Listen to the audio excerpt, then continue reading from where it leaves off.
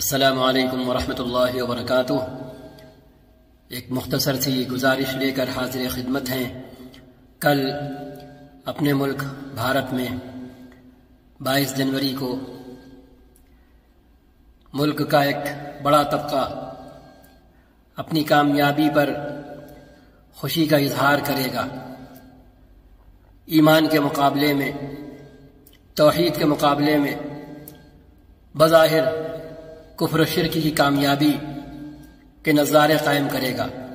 اس موقع پر کل ہم بھی توحید کے نظارے قائم کر سکتے ہیں اور 3 چیزوں کا اپنی ذات کی حد تک، اپنے گھر کے بچوں کی حد تک، اپنے چھوٹوں اور بڑوں کی حد تک عہد کر سکتے ہیں، پختہ عہد کر سکتے ہیں۔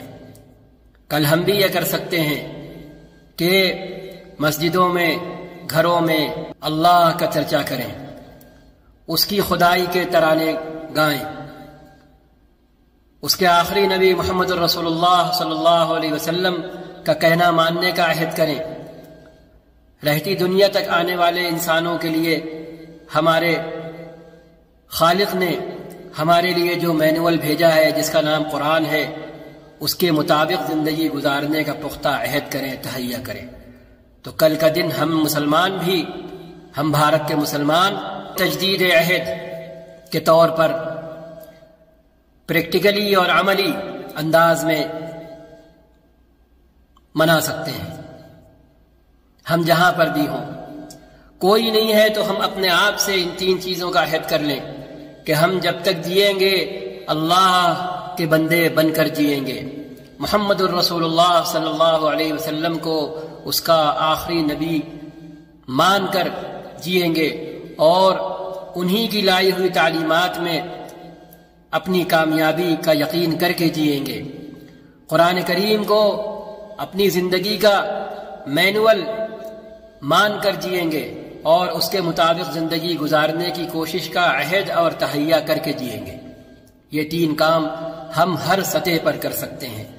اپنے بچوں کو ان 3 چیزوں سے متعارف کرا سکتے ہیں، ان 3 چیزوں کی جان پہچان کرا سکتے ہیں۔ ایک اکیلے اللہ کی عبادت کیوں، محمد الرسول اللہ صلی اللہ علیہ وسلم اس کے آخری رسول کیوں، قرآن ہمارا مینول کیوں۔ اگر ہم نے کل یہ کام کر لیا تو یقیناً ہمارا رب ہم سے ناخوش نہیں ہوگا۔ اگر کل بھارت کے مسلمانوں نے اپنی حد تک، اپنی بے بسی اور بے کسی کے ساتھ، لیکن بنا کسی مایوسی کے، اپنے اللہ پر یقین کر کے اسی یقین کو مزید پختہ کرنے کا عہد کیا، اس کی بھیجی ہوئی کتاب اور بھیجے ہوئے رسول پر اپنے ایمان کو مزید پختہ کرنے کا عہد کیا، تو کل ہم سے ہمارا اللہ ضرور خوش ہوگا، ضرور خوش ہوگا۔ کل وہ ہمارے لیے پھر وہ فیصلے کرے گا جو آئندہ ہمیں کامیاب بنائیں گے۔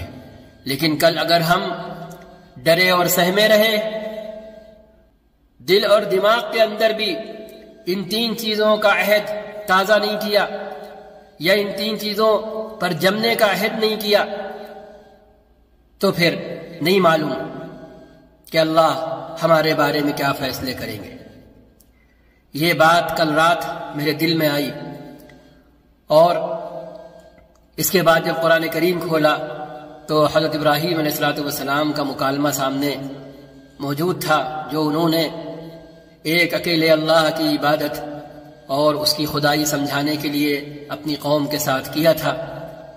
اس کے لیے الگ سے کلپ ریکارڈ ہے، وہ اپلوڈ ہوگی، لیکن یہ ایک مختصر سی اپیل ہے، گزارش ہے، جہاں جہاں تک پہنچے خدا را کل ہم تنے تنہا شیطان کو خوش نہ ہونے دیں، کل ہم اپنے رب کو بھی خوش کریں، کل ہم اپنی بذات بھر اپنے رب کو بھی خوش کریں، جہاں ہوں، جس حال میں ہوں، جیسے ہوں، اپنے رب کو خوش کریں، اللہ کے لیے یہ کام کریں۔ اللہ کے لیے یہ کام کریں، نشر کریں اس پیغام کو، گھر بیٹھے آن لائن شکلیں قائم کریں، چرچے اور تذکرہ کا ماحول بنائیں کل، تاکہ ایک طرف اگر شیطان بظاہر اہل ایمان کو، اللہ کے فرشتوں کو منہ چڑھانے کی کوشش کر رہا ہو تو وہاں ہم اس کے فرشتوں کو یہ موقع تو دیں کہ وہ بھی اس کو منہ چڑھائیں اور کہیں کہ دیکھ لے اپنی اوقات، دیکھ لے اپنی اوقات، تیرے رب نے آدم پر ایسے ہی بھروسہ نہیں کیا تھا، دیکھ لے۔ کل ہم یہ کر سکتے ہیں، اللہ کے لیے کریں، مومن بنے رہنے اور مسلمان، سچے پکے مسلمان بننے اور بنے رہنے کا عہد کریں، اس عہد کی تجدید کریں، کل کریں یہ۔ والسلام علیکم ورحمۃ اللہ وبرکاتہ۔